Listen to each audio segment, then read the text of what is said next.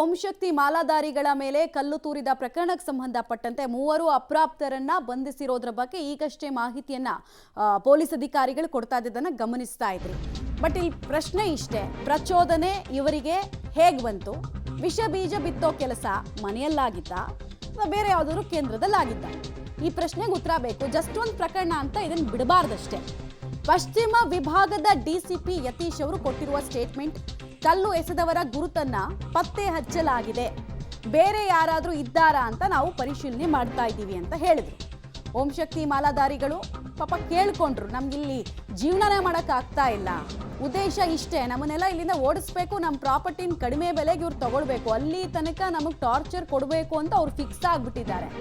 ಹಾಗಾದ್ರೆ ಆ ಬೀಜ ಬಿದ್ದವ್ರು ಯಾರು ಅನ್ನೋದು ಗೊತ್ತಾಗ್ಬೇಕಲ್ಲ. ಈ ಪ್ರಕರಣದಲ್ಲಿ ನೋಡಿ, ಮೂವರು ಅಪ್ರಾಪ್ತರು ಅಂತ ಹೇಳ್ತಾ ಇದ್ದಾರೆ. ಅಪ್ರಾಪ್ತರಿಗೆ ಶಿಕ್ಷೆ ಪ್ರಮಾಣ ಕಡಿಮೆ, ಬಿಟ್ಟು ಕಳಿಸ್ತಾರೆ ಅಷ್ಟೇ.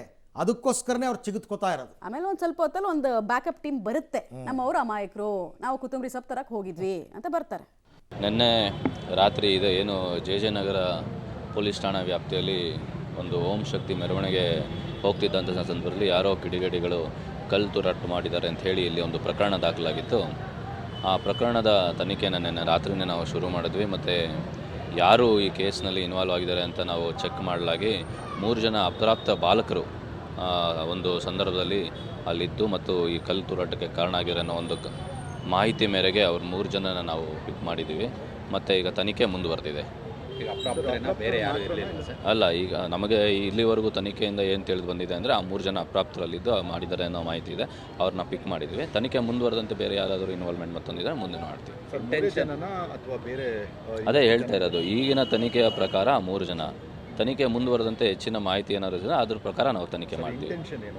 ಸದ್ಯದ ಉದ್ದೇಶ, ಈಗ ತನಿಖೆ ಜಸ್ಟ್ ಸ್ಟಾರ್ಟ್ ಆಗಿದೆ. ಉದ್ದೇಶ ಮತ್ತೊಂದು ತನಿಖೆ ಮುಂದುವರೆದಂತೆಯೇ ನಮಗೂ ಗೊತ್ತಾಗೋದು. ಅದು ನಾವು ತಿಳ್ಕೊತ ಉದ್ದೇಶ ಏನು ಅಂತ ಕೇಳಿದ್ರೆ ಏನು ಹೇಳ್ತಾರೆ? ಉದ್ದೇಶ ಅಂತಂದ್ರೆ ಹೇಳ್ತಾರೆ ಯಾವ ಉದ್ದೇಶ, ಇನ್ನೇನು ಉದ್ದೇಶ ಇರುತ್ತೆ? ಈಗ ಮಾಲಾಧಾರಿಗಳ ಮೇಲೆ ಕಲ್ಲೆಸಿತಾರೆ ಅಂದ್ರೆ ಉದ್ದೇಶ ಇನ್ನೇನಿರುತ್ತೆ? ವೆರಿ ಸಿಂಪಲ್, ಚಿಕ್ಕ ಮಕ್ಕಳು ಅರ್ಥ ಮಾಡ್ಕೋತಾರೆ, ಅಷ್ಟೇ ಉದ್ದೇಶ. ಬಟ್ ಪೊಲೀಸ್ ಅಧಿಕಾರಿಯಾಗಿ ಅದನ್ನು ಅವರು ನೇರವಾಗಿ ಓಪನ್ ಅಪ್ ಆಗಿ ಹೇಳೋಕ್ಕಾಗಲ್ಲ ಅನ್ನೋ ಕಾರಣ ಇರಲಿ.